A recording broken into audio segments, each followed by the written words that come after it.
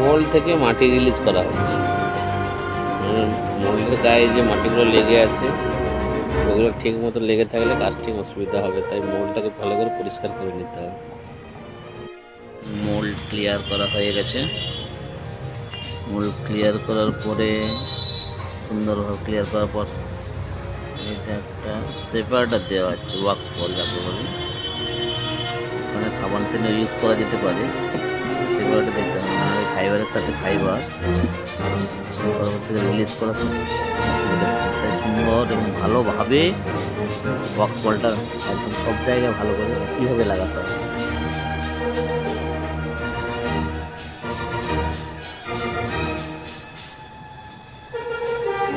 হচ্ছে first coat একদম পাতলা করে দিতে হবে, এর সঙ্গে গ্যালিস এক্সলেটার অনুপাতে মিশিয়ে ফার্স্ট লেয়ারটা দেওয়া হচ্ছে।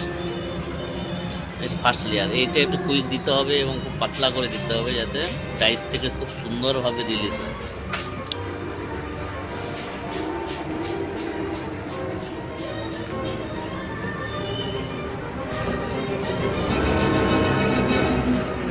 সেকেন্ড কোট দেওয়া হচ্ছে, সেকেন্ড কোট একটু মোটা হচ্ছে, প্রথম কোটের তুলনায় একটু মোটা। এটা স্লোতে দিলেও কোনো অসুবিধা নেই, কেমিক্যাল সে সম পরিমাণেই মেশাতে হবে।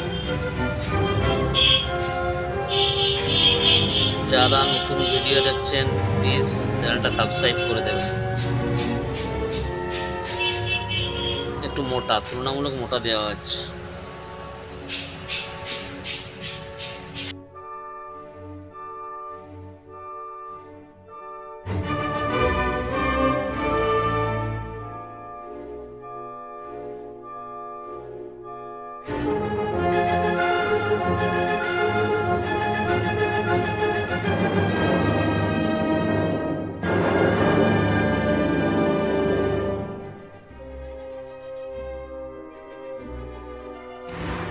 মোল্ড থেকে কাজটা রিলিজ করা হয়েছে,